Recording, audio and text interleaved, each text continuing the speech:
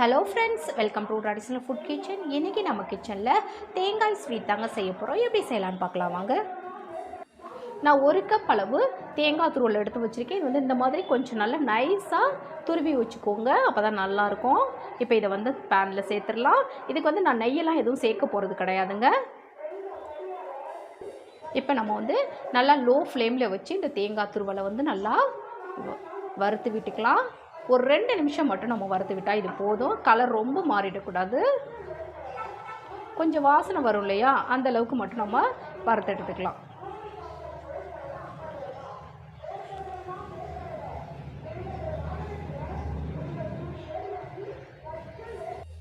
பாருங்கள், இந்த அளவுக்கு மட்டும், அதாவது நல்லா இந்த மாதிரி கொஞ்சம் நல்லா உதிரி ஆகிற அளவுக்கு மட்டும் நம்ம வறுத்து விட்டாச்சு. இப்போ ஸ்டவ் ஆஃப் பண்ணிவிட்டு இதுலேருந்து ஒரு 2 ஸ்பூன் மட்டும் நம்ம தனியாக எடுத்து வச்சிடலாம். 2 டீஸ்பூன் அளவுக்கு மட்டும் நான் தனியாக எடுத்து வச்சுக்கிறேன். இப்போ இது அப்படியே இருக்கட்டும். இப்போ ஒரு மிக்ஸி ஜார் எடுத்து வச்சுருக்கேன். அதில் அதே கப்பால் 1/2 கப் அளவு சர்க்கரை சேர்த்துக்கலாம். அடுத்ததான் ஒரு 1/2 டீஸ்பூன் அளவுக்கு ஏலக்காய் பொடி. இப்போ இதை நல்லா பவுடர் பண்ணி எடுத்துகிட்டு வந்துடலாம்.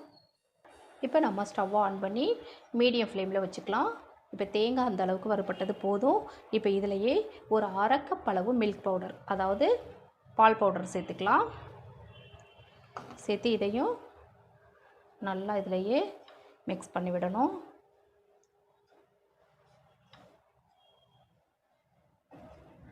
நான் 1 கப் தேங்காய் துருவலுக்கு 1/2 கப் அளவு பால் பவுடர் சேர்த்துருக்கேன். நல்லா கலந்து விடுங்க தேங்காய் கூட சேர்த்து.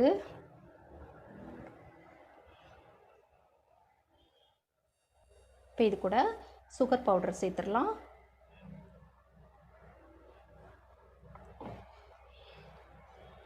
இப்போ இதையும் சேர்த்து நல்லா, இப்போ நம்ம சுகர் பவுடர் சேர்த்தோன்னே நம்ம சிம்மில் வச்சிடணும். சிம்மில் வச்சுட்டு நல்லா அந்த மாதிரி கலந்து விடணும் எல்லாத்தையும் ஒன்றா. சுகர் வந்து நல்லா கரைஞ்சி நல்லா மெல்ட் ஆகி இது கூட ஒன்றா சேர்ந்துடும். அந்தளவுக்கு நல்லா கலந்து விட்டுக்கிட்டே இருங்க. இப்போ இது கூட ஒரு 2 டீஸ்பூன் அளவுக்கு காய்ச்சின பால் சேர்த்து இப்போ இதை நல்லா கலந்து விட்டுறலாம்.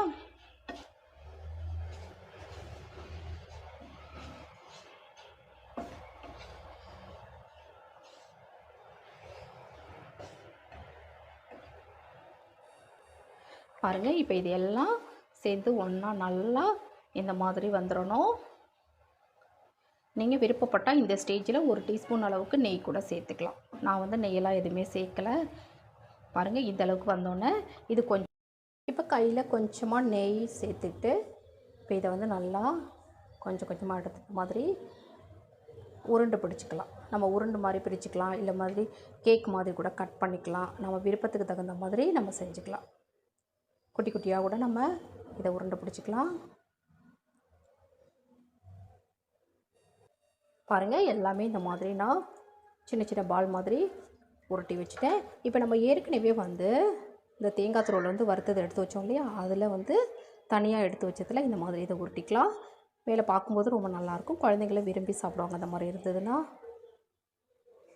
அதே மாதிரி நம்ம எல்லாத்தையும் உருட்டி எடுத்துக்கலாம்.